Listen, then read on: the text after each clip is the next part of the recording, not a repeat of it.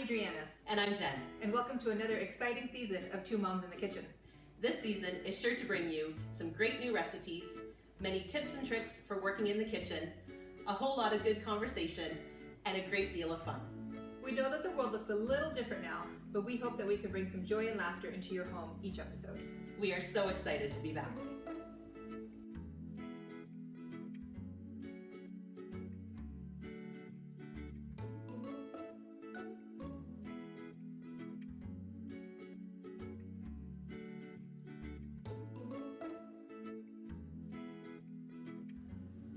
Welcome back. We are going to be doing easy sides today. One of my biggest problems, and I'm sure you might feel this way as well, is figuring out a side dish for the main part of the meal that isn't repeated over and over and over again. Like we tend to do a lot of salads. We'll do a lot of just carrots, yes. And raw vegetables or stuff like that you can just throw there. So we thought we would put together some super easy recipes for you guys to be able to accompany your meals. So the first one we're going to start with is a sticky sesame cauliflower. This takes about 25 minutes, and I think you can prepare it beforehand and then just reheat it. So what we're going to do is we've got a small head of cauliflower, and we are going to go ahead and take off this green part. Now what we're going to do is you want to cut it into florets, and you want to cut it, I'll show you here, so you have one side that is flat, and you will put that one side down on your baking sheet. Now you don't have to have parchment paper, you can just grease your baking sheet. I like parchment paper because then the baking sheet doesn't start to turn brown after you've baked 1,000 times. And easy cleanup. Super easy cleanup. Yes. Can't complain about that. Alrighty. Now, you could do these a little bit more uniform, but I won't lie, I like my cauliflower sometimes to be a little bit on the crispier side. Yes. Don't you agree? Yeah, I'm not such a mushy texture kind of person. No, but my kids don't like that. Oh. If something is slightly overcooked, they're like, it's burned. I'm not going to eat that thing. So we have a mixed texture family here because, or even I'll make, I made something the other day. Oh, it was, I made fish, and the edge was slightly a different color than the rest of the fish. And Ray was like, not eating that. Nope. I'm done with you, Mama. So, yep, that's okay. You do what you have to do to feed your family. That's right. That is the point of all of this, right? Yes. Oh, my goodness. Okay. So we've got the oven preheating at 450 degrees. Now remember, when it's up that high, you're going to need a few minutes to get that preheated. All right. And there we go. I wonder if you could do this almost like in a steak version. Cut it into slices and glaze it? You could, yeah. I'm a saucy person. Yes. I like sauce on every crust. That's just the way I am. We took our family out to dinner the other day, and I asked for an extra honey mustard and an extra ranch. And yes. The waitress just kind of looked at me like, huh? And I said, I just like to dip. I like to dip a lot of stuff. And that is because my best friend Laura, shout out to Laura, does the same thing. She taught me that. Oh, well, there you go. It is what it is. Yep. All right, so we're going to throw this into the oven for about 10 minutes. While this is cooking, we're going to be making the sauce that you're going to be putting on top and then putting it back in the oven. So let's get this in. Alrighty, for 10 minutes. Okay, next is the sauce. Okay, so we have here a whole cast of characters because it's a sticky sesame cauliflower. So you need a lot of delicious things to create that stickiness. So the first thing we're going to be doing is you're going to mix together soy sauce, a sweetener, which for us we're going to be using maple syrup, but you can use honey, you can use agave. We're doing soy sauce, maple syrup, vinegar, garlic, sesame oil, and ginger. We're going to put all that in the saucepan, and then we're going to be adding cornstarch and water to it to thicken up. So we've got, let's make sure we have everything together. Okay, so soy sauce, we need 1/3 of a cup. Soy sauce takes 1,000 years to fill. I don't know why the hole is so small. It's the same thing with Worcestershire. Yes. I don't know how to say that word. That sounds pretty good to me. Hey, we'll take it. Okay, so we got 1/3 of a cup of soy sauce. And then 1/4 cup of maple syrup. Okay. Next is the vinegar. So this is a seasoned rice vinegar, excellent in all Asian inspired dishes. There we go. It's a very mild vinegar, that's why I like it. Mm. Okay, it's already smelling delicious. Okay, garlic, we need a tablespoon of minced garlic. Now, if you remember, I love garlic. Yes. I always add more than what the recipe calls for. So we're gonna do a heaping teaspoon because why not? You can't go wrong. Okay. Garlic, sesame oil. Now, I didn't have toasted sesame oil as the recipe asked for, but I have regular sesame oil, so we're gonna do that. We're doing 1.5 teaspoons. So there's one, and then a little bit more. There we go. Oh, goodness me. And ginger. Again, I didn't have ginger. This is the day of substitutions. So I looked it up, and you can actually substitute nutmeg, cinnamon, or allspice for ginger, and it still gives you that warmth that you're looking for in the recipe. So this is just 1/2 teaspoon of nutmeg. Okay, there we go. Okay, so we're gonna bring that to a boil. We'll whisk it all together.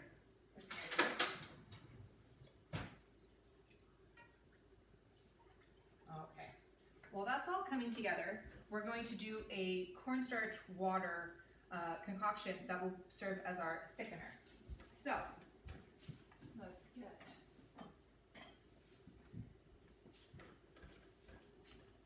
So it says we need 1.5 tablespoons of cornstarch and 1/4 cup of water. So we'll start with the water. We'll rinse this off.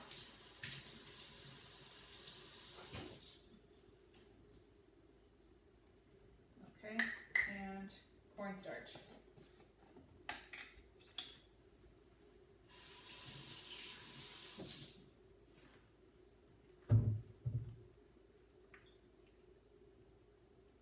Okay. Oh, my thing just broke. Oh no! That's all right. This is why we have 13 million of them. That's right. That's all good. All good. I got to know exactly the same one. Okay. So we need 1.5 tablespoons of cornstarch or arrowroot, if that's what you're interested in having. So I think for anybody who might be gluten-free. Yeah. So. Okay. I love all these substitutions. I know, it's what we do. All right, so what you're gonna wanna do is mix all that together until the cornstarch dissolves completely. You can see it's just looks a little milky. When your saucepan has come to a boil, you're going to slowly add that in and mix it for about 2 minutes. And it go until it comes back into that boil. And then you're gonna let it cook for, let me see, for another 2 minutes. Fast, stirring frequently as it gets really thick. And then you can add it to the cauliflower when the cauliflower dings. So we will be right back when it does that. Okay, so our sauce has come to a boil, as you can see, nice and boiling. So what we're gonna do is stirring frequently. We're going to add that cornstarch in. Okay. And then you're just going to stir frequently until it gets thick. That's all it is. It's a good arm workout. It is. It's very, and it happens pretty quickly. Yeah. Usually within a minute or two.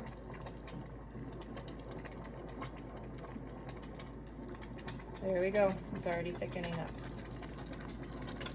All right, I'm gonna turn it down because it's already where I want it to be. Smells delicious. So, if you can see, there you go. Perfect. Okay, and then when it's got to that thickness that you want, go ahead and take it off of the burner and just kind of stir it. Make sure you got some good thickness in there. That looks amazing. And we still have another 3 minutes to go with the cauliflower. Now you could do this ahead of time and then throw the cauliflower in. So if you have things that you need to be doing while the cauliflower is in the oven, heating up things that you're gonna be making for dinner, that's fine. You can just kind of put this to the side. All right, so when the cauliflower is done, we will throw that on top. Okay, so the first 10 minutes are done with our cauliflower.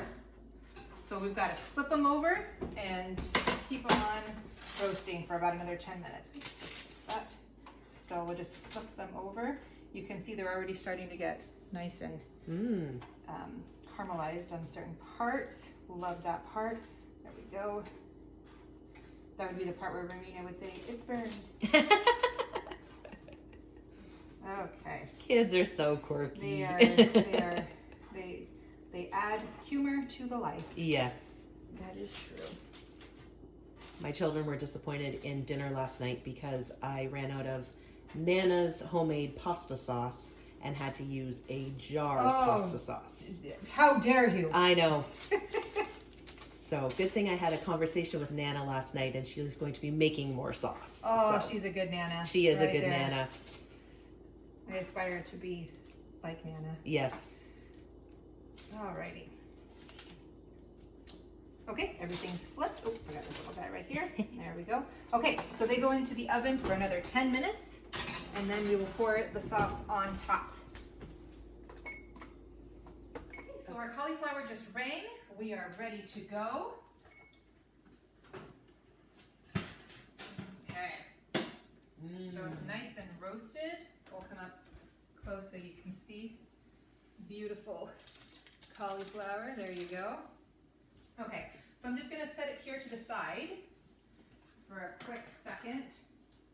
And I'm going to chop up some scallions because you're going to sprinkle those on top along with sesame seeds. So we'll just let that cauliflower cool for a quick sec. I don't know about your kids, Jen, but my kids don't like anything super hot. Yes. And Mama never gets hot food. So I always serve it extra hot so that by the time it gets to me, it's still somewhat of a decent temperature. Yes. And my kids all complain. I don't know why. How dare they? Yes. Just another tip too, if you can't find scallions in the grocery store, it's green onions. Yes. Same thing. Same thing. So sometimes the stores label them as scallions, sometimes they label them as green onions. It's exactly the same thing, so don't panic. Okay, so we're going to dump all of this into a bowl. Ooh, it's steaming. Yep. There we go. Okay. Good, good, good. Okay. Oh boy, falling all over the place here. All right, and then we are going to put the sauce that we created right on top. Oh, that's delicious. Okay. And you kind of determine if it's too much sauce or whatever. Again, I like sauce, so you figure out what you want to do for your family. Okay. That's a little bit more. Not every inch of the cauliflower is covered. It's not drowning in sauce.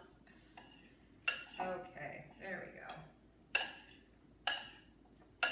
And this recipe would be super easy to double, quadruple, whatever the size of your family you need.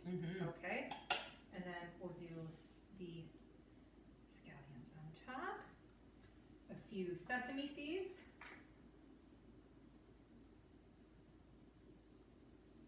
Do you think that you could substitute the cauliflower for broccoli?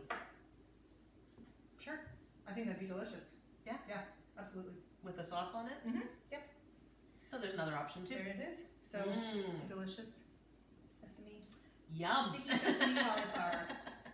All right. I hope you enjoyed that recipe. If you like it, comment below so that we can know if you like it or not. And let me know if you do it with broccoli, because that would be a really interesting substitution to do. All right, now we're going to move on to easy, cheesy scallop potatoes. Try saying that 10 times fast. Can't do it. No, that's a tongue twister. So I really like this recipe as a side, usually for like a ham dish, but you could put it with really any meat because potatoes go with everything. So what you're going to start off with is 2 pounds of any type of potato that you like. What I've found is that 2 pounds is approximately 4 medium-sized potatoes, give or take. It doesn't have to be 2 pounds right on. So I've already chopped up some of them. I'm just gonna finish these here. So we'll give them a quick peel with my handy dandy peeler here. That's a cool little peeler there. It is. I like this one because it's a good grip on it. It's got a wide surface area that it cuts, and I have already unsuccessfully tried to nick my fingers, and it doesn't get them. So we don't have extras in our dishes, so that's good. No blood, no other stuff in there. So that's really funny. So just be careful because the potatoes get a little slippery. Yes. So just take your time. There's no rush. You don't have to be a speed demon. Yeah. My grandmother, as she was getting older, she would still cook and stuff. And one time she brought over a dish, and I don't remember what the dish was. Something she had to peel for. Yes. And we realized while we were eating that she was missing a fingernail. Oh no! And I think it was like a fake fingernail or whatever. And so the joke was whoever found the fingernail got some money. That was a little prize. Oh dear. It's fine. But she was just like, she was very cool about it. Like, okay, well, it is what it is. A little extra with dinner. It's fine. It's fiber, right? Or protein? Oh, sure. Good. We all have mishaps. Yes. Adventures in the kitchen. Yes, truly. Okay, so we're almost finished here. Just take off a little bit more. There we go. These are good Canadian potatoes. So we're supporting. So I'm just gonna rinse these quickly. All right. So another contraption that I have here is a slicer or a mandolin. So you have to be very, very, very careful with these because they have very sharp edges to them. I have lost the point of my ring finger. Yes. Off of one of those. Yeah. Had to go to the hospital, the whole thing. Oh, yes, that just gives shivers up my spine. So what you're going to do, I'm going to do this backwards here. We're going to hold it, and you're just going to slide it down, and this one has a V here that will cut the potato. So again, we're going nice and slow. It's not a race. You just want nice, even. This is what I like. You can chop it with a knife, but if you want consistent and even slices, this is the way to go because it's set and it just slides through. So I'm just going to turn this around because this is more comfortable for me. And we're just going to slide it. Some of the mandolins have a guard that you attach to the vegetable, which always use it. We've learned from experience, it's best to use it. Yes. You could also use a food processor if you have a big one, because it has usually they come with a slicing disc, and you could just put the potato there and slice. I do a great sweet and smoky sweet potato that you kind of stack. Maybe we'll make that one day because that's delicious. That's a good idea. And I just do it. I do the same thing with the potato or the sweet potatoes, and then you just stack them like cards. Yeah, and it's super easy because of the food processor does it all up. Look at that, Jen. There we go. Very so talented. I've got the other two I've already cut, so we're going to put them in the bowl here. Now on the stove we have a pot of water that is almost boiled. So as soon as it is boiling, you're going to add your potatoes and you're going to put them in there for 5 minutes only. And what it does is it par cooks them, I guess is what it's called, or parboil. Yeah. So it's just going to soften them just enough so that it doesn't have to be in the oven for hours. So let's go check and see. We are almost there. So we'll give it a couple of minutes to boil and then we'll come right back. Okay, so our water is boiling now, so we're going to add the potatoes to the water and leave it to boil for 5 minutes. So we're going to do this gently. Do not burn yourself. Nope. And remember, steam can be very hot too. Just be mindful. Yes.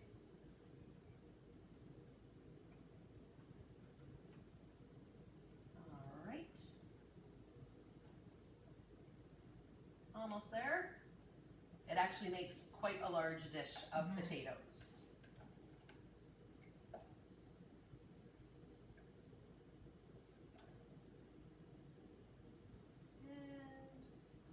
And into the last drop. Okay, so we're gonna let that go for 5 minutes.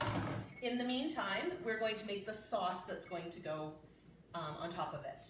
So what you're going to need is a can of cream of anything soup. So you could do celery, mushroom, chicken, whatever you have on hand, or you could make your own, and we will put the link at the bottom. We did that back in season 1 where we made our cream of anything soup. So that's always a good substitute for the canned stuff. So we'll add this into a bowl. And there. And then to that, you're going to add a cup of milk. So we'll put that in there. And you want to use a microwave safe dish because we're going to actually heat this up. So just give it a gentle whisk to combine. It'll loosen up. The milk tends to get a little out of control in Yeah. these situations. Yeah, so you just have to be gentle when you whisk unless you're using a giant bowl. But there we go, it's starting to loosen up. And to that, you're going to add some pepper. Now it says add as much as you want or to your taste. What I have found is usually about 1/8 of a teaspoon is a good approximation. At least for our family it is. If you like things a little more peppery, add more. My husband's family, they're very peppery people. There you go. Yeah. So I'm gonna just add, we'll do a heaping 1/8 in there. And then you want to add a 1/2 teaspoon of garlic powder. There we go. Easy and simple. So we're just gonna mix that up. And then what we're going to do is heat this up in the microwave for just about a minute or so. You just wanna warm it through. And in the meantime, we are going to preheat the oven to 375 so that once we start layering everything in the dish, then we can just pop it into the oven. It's going to take about 45 to 55 minutes. You want the cheese on top to be all ooey and bubbly and yummy. So it needs that long in the oven. So make sure that you plan your meal times accordingly because it is going to take a little bit longer. So we'll pop this into the microwave and we'll wait for the potatoes to boil and then we'll be right back. Okay, so the timer went off. Our potatoes are ready. So we're just going to drain them over here gently. Again, watch for the steam. And we have a colander in the sink. Yeah. So we just dumping them all in. Dump it in the bottom of the sink. That's a nice little facial steam It is, yes. thing going on there. One last slice in there. Okay. So I'm going to put this back over here. Give it a shake. There we go. So they've just softened up a little bit, but they're not fully cooked through, so that's where we want them. Would you like a towel to put down? Yes, that would be great. There we go. Perfect. Oh, there you are, my dear. And just need to nuke this quickly. So we'll throw this in here for just 1 minute. Okay, so we have put the sauce in the microwave for a minute just to warm it through. So now what we're going to do is take a little bit of our sauce and pour it into the bottom of a sprayed 8x8 glass pan. So we just want to put some in the bottom just so that it doesn't stick. And now I'm making an absolute mess here. That's all right. We'll clean it up later. Yeah. We'll just swirl that around. Okay, so now is the layering process. So we're going to start with 1/2 of the potatoes laid in. And we've got clean hands, so we're okay. But these potatoes are hot, so be careful. Oh, so careful. We were commenting the other day that it's not a good meal unless you've burned yourself in some way. So just be careful. We all have battle scars. Yes. All right, so there's 1/2 of the potatoes in there. We're going to add 1/2 of the sauce. So just slosh it around. And what you want to try and do is get an even layer of potatoes. It's not going to be perfectly even because the potatoes are kind of wonky, but do the best that you can. So we're going to put that in there. I'm going to add just a smidge more. just want it covered. And then the best part, we get to add cheese. So this is 2 cups of cheese, so you're gonna do 1 cup in between the layers. Oh, already delicious. Yep. And the great thing is that it already starts to melt once it hits the soup. So you get melty cheese already. Fantastic. There we go. Spread it out nice and evenly, and then save the other cup for the top layer. And then we just repeat. So the potatoes go on. Again, try and spread them out as best you can without burning yourself because they're steamy. There we go. Now, Jen, is this something that you could put together and then put it in the fridge for a bit and then cook it later? Absolutely. Okay. I've done that before where, so in that case you wouldn't have to heat up the sauce, but yeah, just cook the potatoes ahead of time, layer it all up, put some saran on it, put it in the fridge, and then you can come back to it and just pop it into the oven. Perfect. It may take a few extra minutes in the oven to come up to temperature, but just keep checking on it. You'll be good. And also be careful with glass containers in a hot oven because they will shatter. Yes. So you just want to be sure, maybe take it out a few minutes beforehand just to let it come to a bit more room temperature so that you don't have a huge mess in your oven. I have done that before too. Yes. In my novel cooking days.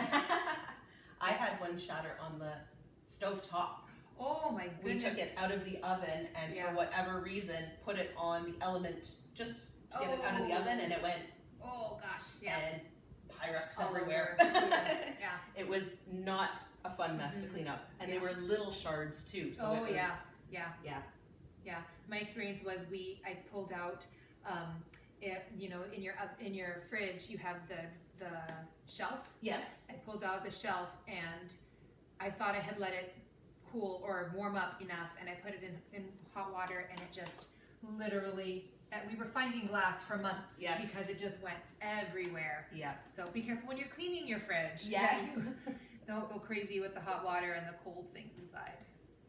Kitchen can be dangerous, so we have to be a little cognizant of that. Yes. Don't follow our mistakes. No. we make them so that you can be safe. That's right. Okay, so we are good. We're going to pop this in the oven, like I said, it's at 375. For between 45 and 55 minutes. Just keep an eye on it. You just want the cheese to be melty and the sauce to be bubbly. The potatoes are almost cooked through, so you don't have to worry about that. And we'll come back and show you the finished product. Okay, so it's been in the oven for about 55 minutes, so we're going to pull it out now and take a peek. Now, how does that look? That's perfect. So the cheese is all melty and bubbly and gooey and ready for you to dive in. So I hope you enjoy this recipe. Okay, so our last dish that we're going to be doing is a classic peas and carrots. Remember 1950s housewives made this famous. So what we're going to start with is we have 2 rather large carrots. You want to do about half a pound of carrots. And what you're going to do is you're going to get a large bowl and you're going to just slightly wet it. You will just want a little bit, because we're going to actually be putting these in the microwave. So you just kind of want to have it slightly wet so that it will create a little bit of steam when they're in there. Now I've got my, what's this called? Clever cutter, but you use a knife and a cutting board, whatever you got. You want these to be about a 1/4 inch thick. If they're too thick, then the carrots won't cook enough. And then if they're too thin, they'll kind of shrivel. So kind of monitor that. I like to cut off the tip because I like things to be a little bit more even. And then cut away. Look at this. Look at me go. We should probably put it in the bowl. There you go. Try that again. Okay, so there we go. Look at the efficiency. Beautiful. And if you were really talented, you could do this with 2 carrots. I am not that talented. Yeah. But this is actually really good for like celery, all kinds of things. Okay, here we go. Now we're in our rhythm. Okay, I like to use a little bit of a bigger bowl so that when you're adding the ingredients, they're not going to be spilling over, especially because they're going to be hot as you take them in and out of the microwave. With this recipe, you microwave it for 3 minutes the first time, and it is, let me see, another 2 minutes. And then if you find that things are still a little bit too raw for you, you can do it another 1 or 2 minutes. So it just depends on your how much you like your vegetables done. Okay, so we've got almost there. I think you could master the 2 carrots at once by the end of the season. Oh, wait, that's There's a your challenge. We'll see how it goes. Oh, Jen. Practice your skills. I'm a little bit competitive. I might have to take you on. Okay, so I'm going to add a little bit more water to that, just to kind of slightly wet. There we go. Okay, then you're going to cover it with a wet, let me give you a little bit more paper towel. There we go. With a wet paper towel, and that's going to go in the microwave for 3 minutes. All right, there we go. So that's creating lots of steam. Lots of steam, so the carrots will cook up really nicely. Okay, and we'll be back in 3 minutes. Okay, our carrots just dinged at us, so let's pull these out. Again, it's going to be a bit warm. Put that there. There we go. Okay, so to this bowl, you are going to add in 2 cups of frozen peas. There we go. Okay. Oh, look at, they're attacking. Oh my gosh. We're alive. Oh, dear they. Okay. You're going to mix that together.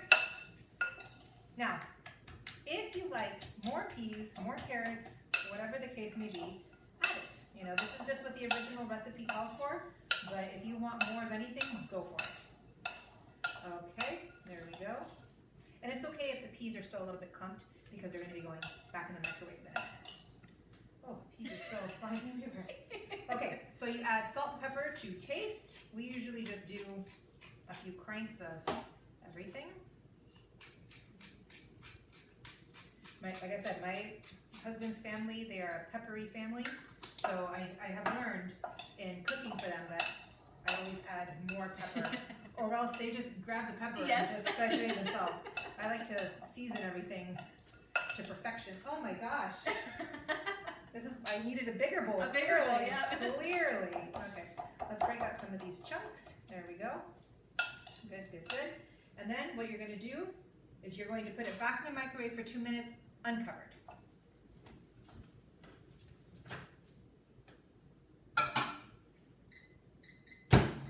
Okay, and we'll be right back.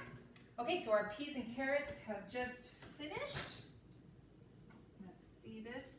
Now it's at this point that you can kind of look at your bowl and see if there's any, still any frozen clumps of peas. I see one little frozen clump. And you just put it back in the microwave for another minute. It will be fine. This is a pretty much a no-fail recipe. Yeah. Okay, so I'm gonna put it in for another minute. And we should be, let me get that clump. Okay, and we should be good for another minute. Push some of these down. There we go. Okay. Okay, and we'll be back in a minute. Okay, so our minute is up. Let's see. Oh yeah, it's already looking better.